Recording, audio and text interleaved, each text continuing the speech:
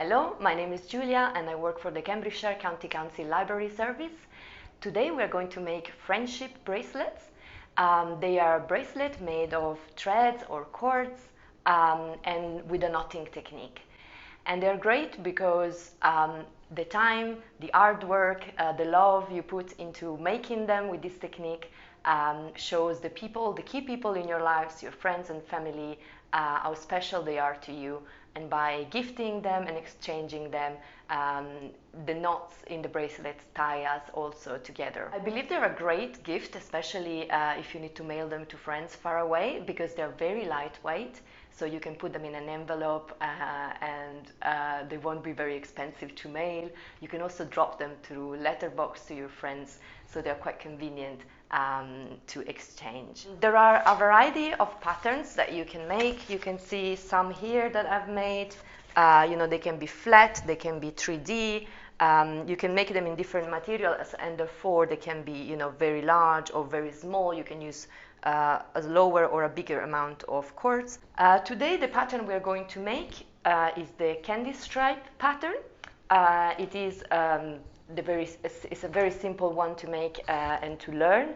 It is very beautiful when you have a certain thickness, but we're gonna make it as a start in a smaller size, just because it's easier to work with one thread per color to begin with. In terms of material, as I said, you can do them everywhere. What you need is very simple. You need some cords or threads. You can use embroidery threads. These are sold even in the biggest grocery stores. Alternatively, you can use hemp cord. We need scissors.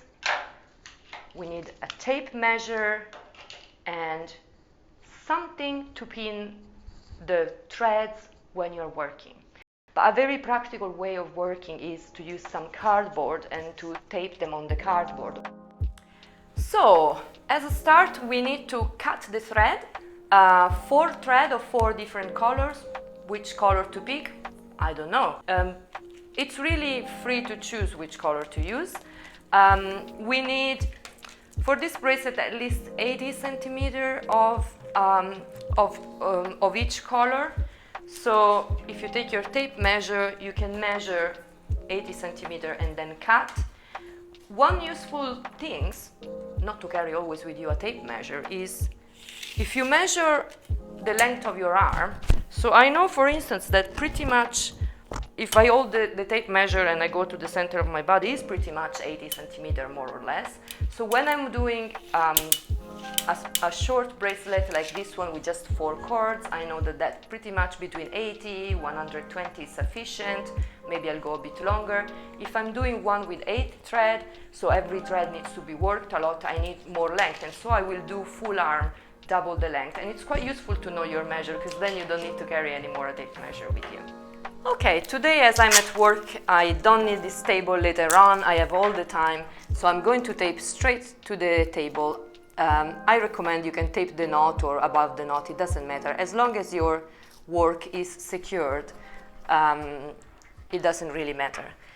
Now you need to lay the thread down open. And I think it doesn't matter the color we start with, so just try to follow how they are naturally coming out of your knots. In my case, I have my blue thread on the left and my green thread on the right, and then the other in the middle. We start, the way to make this candy stripe pattern bracelet is with a forward knot. Forward knot means that we're gonna move one thread from the left to the right, exactly as we read in English. So what we're going to do is we're gonna take the farthest left thread and we're gonna make a 4 or a loop on top of the neighboring thread. In my case, it's a yellow one. And then we will just go around it and come into the loop. And we start going up. When you are tying it, I always recommend holding down your knot so you can tie it better. And we will do the exact same thing. So we need to do twice, same cord. Always remember the one you're knotting, it's my blue, it's your farthest left. we started from the left, we need to move it all the way, but we need to do twice a knot on the same cord. So again, we form a 4 or a loop on top of the neighboring cord, and we go under inside the loop, and then we draw it.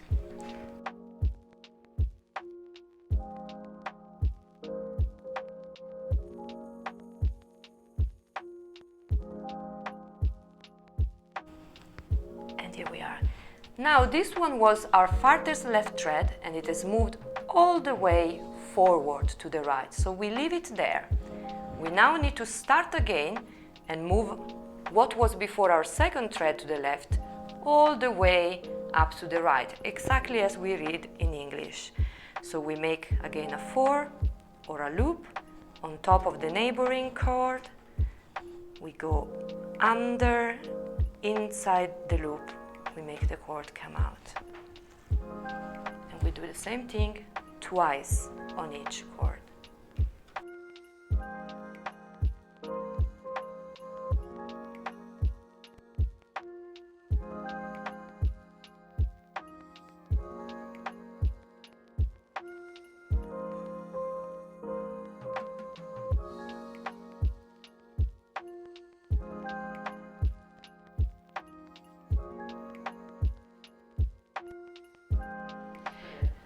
So we've reached the desired length, so we can cut and we can make a knot to close it. So you can think of different ways of finishing your bracelets. And if you've been working with very thin threads, I was using hemp, so it came out even just with 4 threads, quite thick and quite nice. If you were working with embroidery thread, then obviously your bracelet will be much thinner, like this one. And if you want it to be bigger, then you will have to work with 2 threads per color. And what I recommend is you need to lay them so that you have the same color nearby. So in this case, when I was doing the bracelet, I had the 2 yellows close by, the 2 purple, the 2 fuchsia, and the 2 blues. And instead of cutting 80 centimeters of each, cut the double length with your full arms, so that then you just fold them enough, and this becomes very convenient when you then want to tie the bracelet around your wrist, because you will have a very nice loop. So thank you for watching. I hope you succeeded in making your first bracelet. Please let us know who you made it for, send us pictures of your creations. They're usually worn until they fall off by themselves. Let us know who lasts the longer among your friends. And let us know if you want to learn more patterns. We can always make another video for you with something different. Thank you.